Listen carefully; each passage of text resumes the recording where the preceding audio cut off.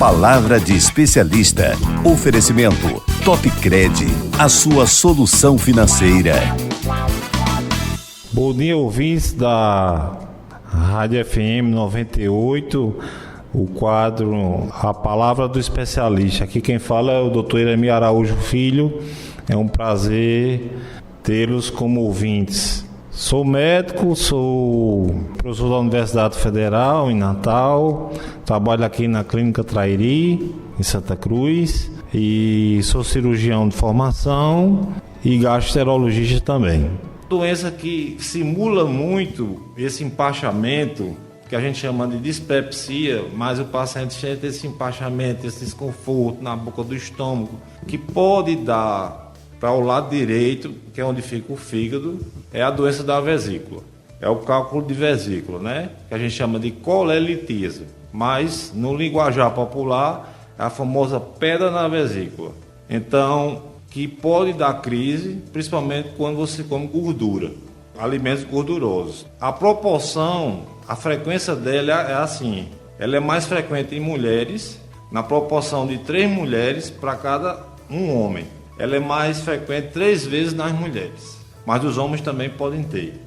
E ela comete mulheres acima de 40 anos, mulheres que já tiveram filhos, mulheres sobrepeso, um pouco gordinha ou obesa, e mulheres que têm família constituída, principalmente, né? Então, acima de 40 anos, que fazem uso de alimentos gordurosos, que tem história da família também. Às vezes a irmã teve, a mãe teve pedra na vesícula, um irmão ou o pai, tá certo? E uma vez descoberto o cálculo na vesícula, tem que operar.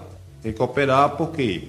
Porque ela pode complicar. O melhor exame para diagnosticar cálculo na vesícula é o ultrassom de abdômen. Lembrando que o ultrassom depende do médico ultrassonografista. Você pode ter o melhor aparelho de ultrassom, mas quem vai dar a qualidade do exame é o colega médico que faz o exame.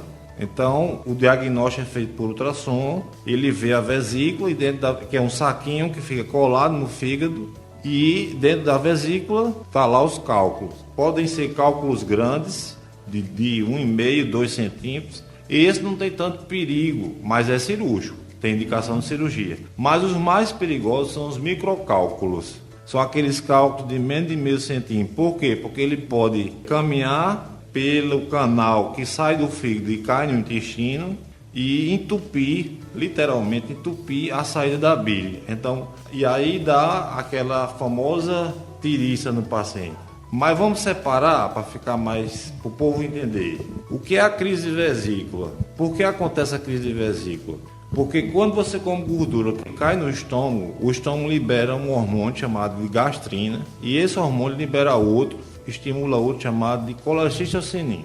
E esse hormônio faz com que a vesícula se contraia. Para quê? Para jogar a bile, que é produzida no fígado e é concentrada na vesícula, a vesícula contrair para jogar a bile em cima da gordura e aí dissolver a gordura, quebrar a gordura como se fosse um sabão e a gente absorver, porque a gente não consegue viver sem gordura. O problema é que quando tem um cálculo, na hora que a vesícula contrai, o cálculo entope a saída da vesícula. O que é que acontece? A vesícula distende. Quando ela distende, dói. Aí o paciente tem aquela dor debaixo da costela que pode, do lado direito, que pode ir para as costas, simulando tipo um cálculo renal, certo?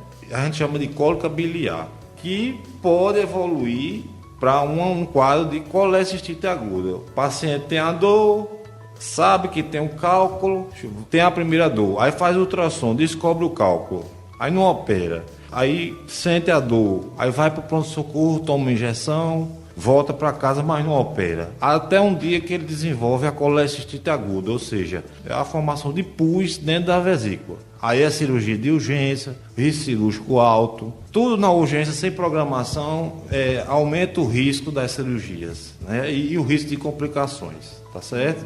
Então, é melhor operar, quando diagnosticar, procurar um cirurgião e operar. Existem 2 formas de operar a vesícula, ou aquela antiga cortando, ou que o leigo chama laser, que é a cirurgia laparoscópica, que é um acesso cirúrgico menos traumático. A cirurgia é a mesma, só que como ele não corta, ele faz os furinhos, né?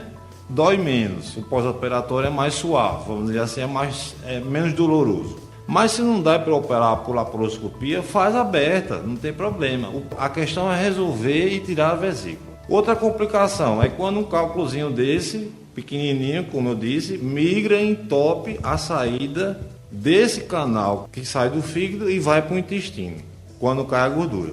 Por quê? Porque ele vai causar um quadro de icterícia e como o ducto pancreático, o canal do pâncreas cai junto com ele, junto com o do fígado no intestino, pode dar pancreatite aguda, que em 20% dos casos é uma pancreatite, a gente chama pancreatite aguda grave.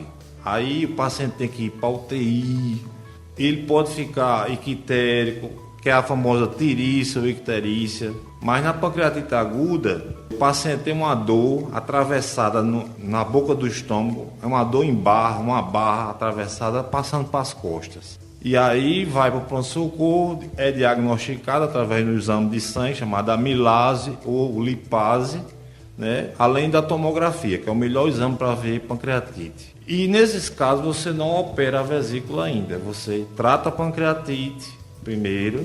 Se o cálculo estiver lá entupindo, aí depois de tratar a pancreatite, ele pode fazer um exame chamado colange-pancreatografia endoscópio retrógrado.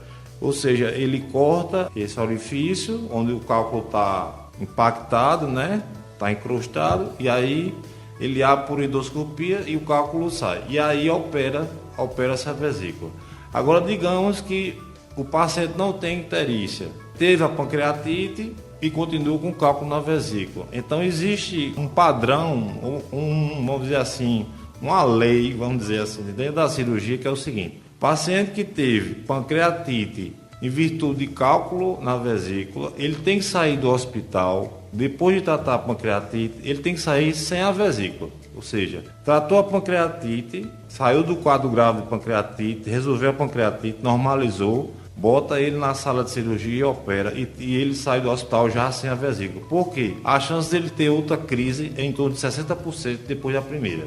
Então, eu queria alertar o pessoal que às vezes a icterícia, nós temos várias situações de icterícia. Pode ser uma hepatite por vírus B, vírus C, vírus D, hepatite viral, dengue pode causar. A hepatite com o olho amarelo, a urina cor de Coca-Cola, o cor de Guaraná, vamos dizer assim, a urina escura e aquela pele amarelada. Zika pode causar, chikungunya, dengue, Covid, os vírus da hepatite A, B, C, D e E.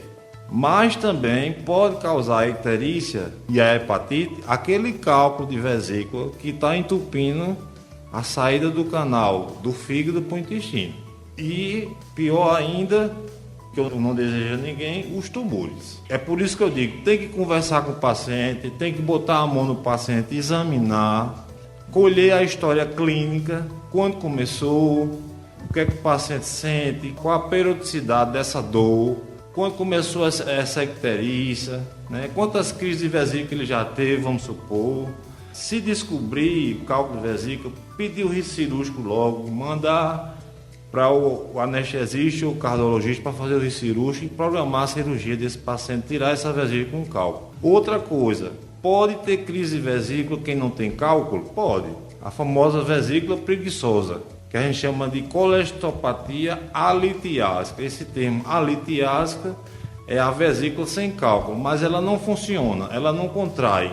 Então forma aquela lama dentro da vesícula que tem a mesma função do cálculo. É a vesícula preguiçosa e dá colecistite aguda também e dá pancreatite aguda também. Então assim, por isso que eu digo, tem que dar atenção ao paciente, escutar e botar a mão no paciente, examinar o paciente, botar a mão na barriga do paciente, auscultar o coração, o pulmão, porque também tem doenças do coração que fazem o paciente ter dor do lado direito, simulando uma colestite. Por exemplo, insuficiência cardíaca. E é isso. Eu só gostaria de agradecer pela oportunidade da 98 FM, o programa Interação 98. Muito obrigado. Só na Topcred, você aposentado e pensionista do INSS encontra a menor taxa de juros e o maior valor liberado. Os aposentados e pensionistas que recebem até um salário mínimo e que não têm empréstimo em seu benefício, a Topcred libera até R$ 26.200. E para os beneficiários do BPC Loas e representante legal, libera até R$ 22.000. Travessa Miguel Nunes, 32 Centro, Santa Cruz. Fone WhatsApp 849-9208-2619.